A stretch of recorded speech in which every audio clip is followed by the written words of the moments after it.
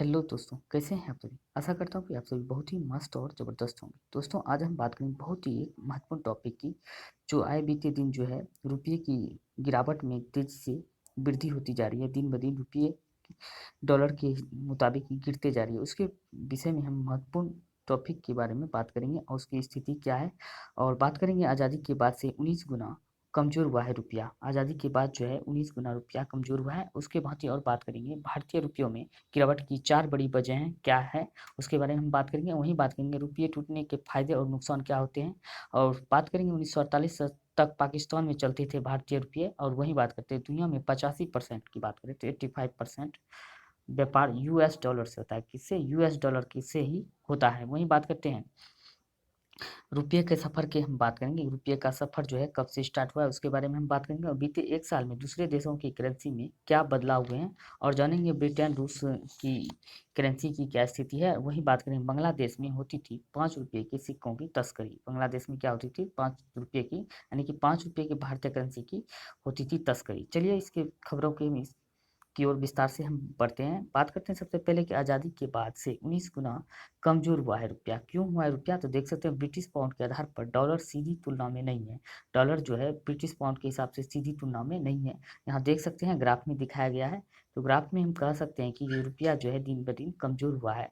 तो देख सकते हैं ये जो हम बात करेंगे इस ग्राफ के माध्यम से, आप देख सकते हैं कि अगस्त 1947 में रुपया जो है 4.16 था, कमजोर हुआ था। 1947 अगस्त की हम बात करें तो वहीं जुलाई की हम बात करें तो 1966 में 6.30 यानी कि 36 जो है कमजोर हुआ था रुपया।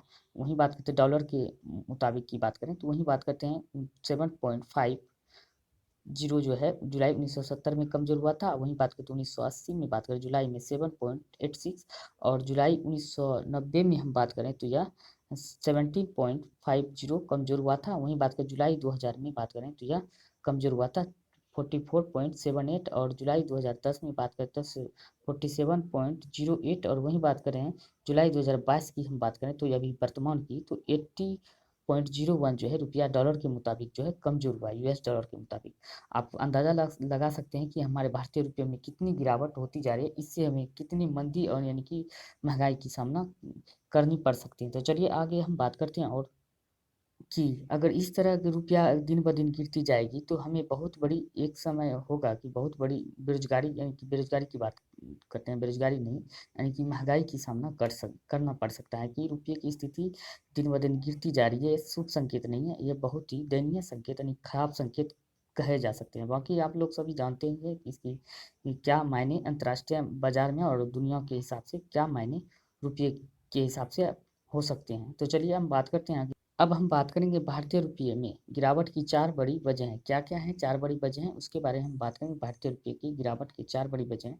सबसे पहले हम बात करेंगे भारतीय रुपये में गिरावट की वजहें। विकसित देशों के इन्वेस्टर भारतीय शेयर मार्केट में पैसा निकाल रहे हैं, यानी कि विकसित देशों के जो इन्वेस्टर है भारतीय शेयर मार्केट से पैसा निकाल रहे हैं। दूसरा बात करते हैं रूस यूक्रेन युद्ध के कारण ग्लोबल टेंशन बनी हुई है, यानी कि विश्व में जो है टेंशन बनी हुई है। और तीसरा बात करें जोखिम कम करने के लिए सोने की तरह डॉलर जुटाने का चलन बढ़ रहा है। सोने की तरह जो है ना जोखिम जो कम करने के लिए डॉलर जुटाने की होड़ लगा हुआ है, इसमें बढ़ा हुआ है। वहीं बात करते हैं अमेरिका के सेंट्रल बैंक ने ब्याज दर 0.75% जो है बढ़ा दिया, यानी कि बढ़ा दिया है, इतना ब्याज दर उसने बढ़ा दिया है, जिसके चलते जो भारतीय रुपये में गिरावट दर्ज हो रही है। दिन ब दिन भारतीय रुपये गिर रहे हैं। अब वहीं बात करेंगे हम रुपया टूटने के फायदे और नुकसान। रुपया जो टूट रहे हैं दिन ब दिन गिरते जा रहे हैं उसके वैल्यू, तो उसके फायदे और नुकसान क्या हो सकते हैं। तो चलिए हम बात करते हैं उसके फायदे और नुकसान के बारे में। सबसे पहले हम बात करते हैं फायदे। फायदे की हम बात करें बिजनेसमैन के लिए एक्सपोर्ट से ज़्यादा फायदा होगा, क्योंकि बिजनेसमैन जो भी है उसे एक्सपोर्ट से ज़्यादा फायदा होगा। वहीं बात करते हैं पेट्रोलियम और सोने के दाम बढ़ेंगे। क्या क्या? पेट्रोलियम जो सोने के दाम जो है, हम पेट्रोलियम जो है अधिकतर जो है जी कि 70% से ऊपर की हम बात करें तो यह आयात पर ही होता है, हमारे देश में उतना अवेलेबल नहीं है, हम आयात पर ही निर्भर करते हैं, तो जिससे और दाम बढ़ सकते हैं। वहीं बात करते हैं विदेशी पर्यटकों के लिए भारत घूमना सस्ता हो जाएगा, और जितने भी विदेशी पर्यटक है उसके लिए भारत घूमना बहुत सस्ता हो जाएगा। वहीं बात करें सामानों की कीमत बढ़ने से महंगाई बढ़ेगी। सामानों की जो जितने भी कीमत है इसके चलते बढ़ने लगेंगे, जिसके कारण जो है महंगाई बहुत ही बढ़ने देगा, उससे हमें महंगाई का सामना करना पड़ सकता है। वहीं बात करते हैं भारतीय मेडिकल टूरिज्म इंडस्ट्रीज़ को फ़ायदा होगा, भारतीय मेडिकल टूरिज्म और इंडस्ट्रीज़ को फ़ायदा होगा।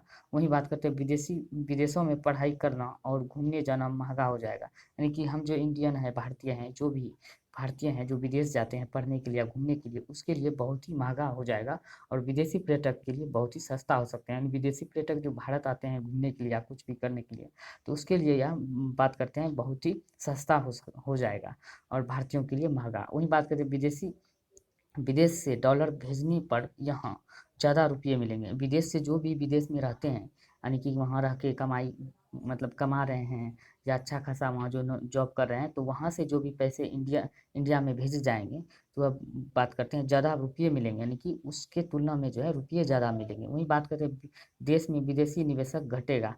देश में जो भी विदेशी निवेशक है, यानी कि जो भी व्यापारी है विदेश की, वह जो यहाँ देश में जो निवेश करेंगे उसका जो है उसमें कमी आएगी, निवेश करने में कमी आएगी। अब बात करते हैं हम 1948 तक पाकिस्तान में चले थे भारतीय रुपये के नोट, यानी कि 1948 तक जो हम बात करते हैं भारतीय रुपये के नोट पाकिस्तान में चले थे। अब वहीं बात करते हैं 15 अगस्त 1947 को आज़ादी मिलने के बाद मार्च 1948 तक केवल भारतीय नोट ही पाकिस्तान में चले थे, केवल भारतीय नोट ही। अब वहीं बात करते हैं 1 अप्रैल 1948 से पाकिस्तान में भारत में चल रहे सभी तरह के नोट को सर्कुलेशन को बंद कर दिया गया। अब पाकिस्तान में 1953 तक भारत से ही करेंसी नोट छपकर आते रहे, यानी कि 1953 तक ही छपकर आते रहे। अब वहीं बात करते हैं इसके स्थान पर आरबीआई ने 1 अप्रैल 1948 से पाकिस्तान सरकार के लिए नोट छापना शुरू किया। अब वहीं बात करते हैं इसी साल की हम बात करें पाकिस्तान के central bank state bank of office यानी कि एसबीपी ने देश में खुद नोट छापना शुरू कर दिया। वहाँ पाकिस्तान खुद अपनी करेंसी जो है वहाँ के बैंक स्थापना हो गया, एसबीपी बैंक की स्थापना हुआ और खुद के लिए करेंसी नोट छापना शुरू कर दिया गया। अब बात करेंगे दुनिया भर में 85% व्यापार जो है यूएस डॉलर से होता है, यानी कि किसी यूएस डॉलर से ही 50% व्यापार दुनिया भर में होता है। वहीं बात करते हैं अमेरिकी डॉलर को स्टेबल करेंसी माना जाता है, किसे स्टेबल करेंसी माना जाता है और दुनिया भर में 85% व्यापार जो है डॉलर से ही होता है, यानी डॉलर रुपये, यानी कि बात करें तो यूएस डॉलर की करेंसी से ही दुनिया भर में व्यापार होते हैं। और वहीं बात करें दुनिया भर के केंद्रीय बैंकों में 64% विदेशी करेंसी के तौर पर डॉलर है, 64% विदेशी करेंसी के तौर पर डॉलर है। तो मान सकते हैं कितना मतलब इसके लिए बहुत ही अच्छा संकेत है डॉलर के लिए। अब वहीं बात करते हैं दुनिया भर में 39% कर्ज यूएस डॉलर में ही दिए जाते हैं, यानी कि जो भी कर्ज आप लीजिएगा किसी भी देश को या कोई भी देश हो, उस देश का मुद्रा कुछ भी हो, यानी कि उस देश को लोन चाहिए या कर्ज चाहिए या मदद भी चाहिए, तो उसको जो है डॉलर के में ही, यानी कि डॉलर में ही उसको लोन या कर्ज दिए जाते हैं, उस देश को मदद किए जाते हैं, डॉलर के हिसाब से दिए जाते हैं। आप मान सकते हैं डॉलर की कितनी वैल्यू है और डॉलर से ही किसी भी देश में आप आयात निर्यात कर सकते हैं। अब बात करते हैं रुपये का सफ़र। रुपये का सफ़र जो हम बात करेंगे कब से स्टार्ट हुआ है और रुपये कब से प्रचलन में आया है, तो उसके बारे में हम बात करेंगे। सबसे पहले हम बात करते हैं 1770 से 1832 के बीच बैंक ऑफ हिंदुस्तान ने सबसे पहले पेपर के नोट जारी किए थे। सबसे पहले बैंक ऑफ हिंदुस्तान, मान सकते हैं बैंक ऑफ हिंदुस्तान का स्थापना भारत में हुआ था। कब? 1770 में हुआ था। इसी ने सबसे पहले जो है पेपर नोट जारी किया था। इसके बाद general bank of Bengal and Bihar 1773 से 75 और बंगाल बैंक 1784 और 91 ने भी के बीच में भी इन्होंने इस बैंक के माध्यम से भी पेपर नोट जारी किया गया था, पेपर नोट जारी हुआ था। वहीं बात करते हैं 1957 से 67 में एल्युमिनियम के बने 2 रुपये, 3 रुपये, 5 रुपये और 10 पैसे, यानी कि रुपये नहीं पैसे, 1, 2, 3, 5 और 10 पैसे के सिक्के पेश किए गए थे। पहले एल्युमिनियम के सिक्के चलते थे, पैसे के तौर पे वो पेश किए गए थे। अब वहीं बात करते हैं अक्टूबर 1987 में बढ़ती अर्थव्यवस्था और गिरती परचेजिंग पावर के कारण 500 रुपये का नोट चलाया गया था। गिरती हुई मतलब अर्थव्यवस्था गिरती हुई परचेजिंग पावर के कारण जो है 500 रुपये का नोट उस समय चलाया गया था। अब वहीं बात करते हैं 1 अप्रैल 1935 को में भारतीय रिजर्व बैंक यानी आरबीआई की स्थापना हुआ था। इस समय हुआ था, सब लोग जानते हैं, इस समय आरबीआई का स्थापना हुआ था। अब बात करते हैं 1996 में 10 और 500 रुपये महात्मा गांधी के छपे हुए नोट सीरीज जारी की गई थी। आप जान सकते हैं कि अभी एग्जाम में कई बार पूछे जाते हैं कब से महात्मा गांधी के रुपये के ऊपर चित्र अंकित किए जाते हैं, कब से, तो आप कमेंट करके वीडियो में ज़रूर बताएं। 1996 में 10 और 500 रुपये महात्मा गांधी के छपे हुए नोट सीरीज पर जारी किया गया था। याद रख सकते हैं 1996 में जो है 10 और 500 रुपये के नोट पर महात्मा गांधी का चित्र अंकित करके यह रुपये जारी करने लगे। अब वहीं बात करते हैं 1 जनवरी 1938 में रिजर्व बैंक ने 5 रुपये का पहला नोट जारी किया था। कब? 1938 में 5 रुपये का पहला नोट जारी किया गया था। और फरवरी जून 1938 में 10 रुपये, 100 रुपये और 1000 रुपये और 10,000 रुपये के नोट जारी किए गए थे। कब से? देख सकते हैं यहाँ पे दिया हुआ है 10 रुपया, 100 रुपया और 1000 और 10,000 रुपये के नोट जारी किया गया था। यानी सबसे ज़्यादा रुपये की बात करें तो अभी तक के इतिहास में जो है रिजर्व बैंक के द्वारा 10,000 रुपये का नोट, सबसे भारी भरकम नोट जारी किया गया था। पहले ही जारी किया गया था और बंद भी हो गया। अभी तुम मान के चलिए 5,000 रुपये का कोई नोट प्रचलन में नहीं है। 2,000 से रुपये के ज़्यादा नोट के प्रचलन में कोई भी करेंसी नहीं है हमारे देश में, यानी कि इंडियन करेंसी में। उससे पहले जो जारी किया होता 10,000 था। अधिकतम सबसे बड़े नोट कब जारी हुआ था? कब? कितना का? तो यानी 10,000 रुपये तक का अधिकतम नोट आरबीआई के द्वारा जारी किया गया था। वहीं बात करते हैं हम जुलाई 2010 को रुपये के नए चिन्ह आर, ऐसे करके आर जो दिया हुआ था, ये कब मतलब आधिकारिक तौर पर अपनाया गया? कब? 2010 में अपनाया गया। तो उदय कुमार ने यह चिन्ह दिया गया था।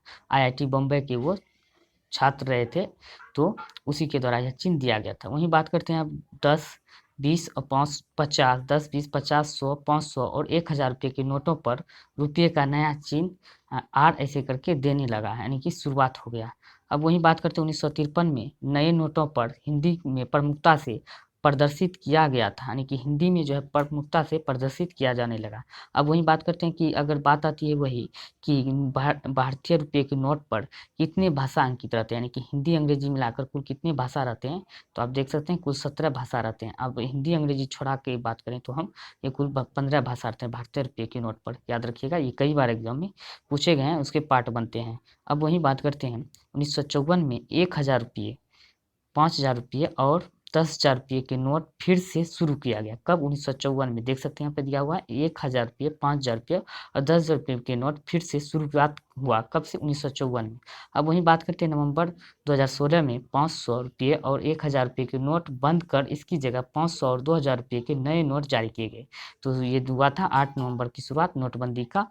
अब भारत के इतिहास में अब तक में 3 बार जो है नोटबंदी हो चुका है। तो इससे पहले जो है ये नोट प्रचलन में थे, जो अभी बंद कर दिए गए हैं। 1000 और 500 रुपये के जो नोट पुराने बंद करके नए चला दिए इनके जगह पे, और 1000 रुपये पूर्ण रूप से बंद करके 2000 रुपये के नोट प्रचलन में अभी वर्तमान में है। अब बात करते हैं हमें बंगाल में होती थी 5 रुपये के सिक्कों की तस्करी। इनकी भारतीय रुपये के जो 5 रुपये के सिक्के होते थे भारत के, उसकी तस्करी बंगाल में, यानी कि बंगाल में नहीं, बांग्लादेश में होता था। बांग्लादेश में जो है भारतीय 5 रुपये के सिक्के की तस्करी होता था। अब वहीं बात करते हैं 5,000 और 10,000 रुपये के नोट 1954 और 1978 के बीच चलन में था। 1954-78 के बीच चलन में था।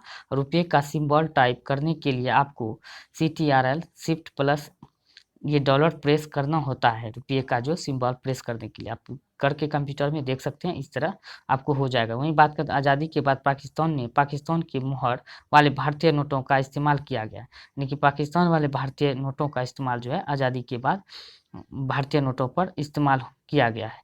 वहीं बात करते हैं नोट पर हिंदी और अंग्रेजी के अलावा 15 अन्य भाषाएं भी पीछे लिखी हुई रहती हैं।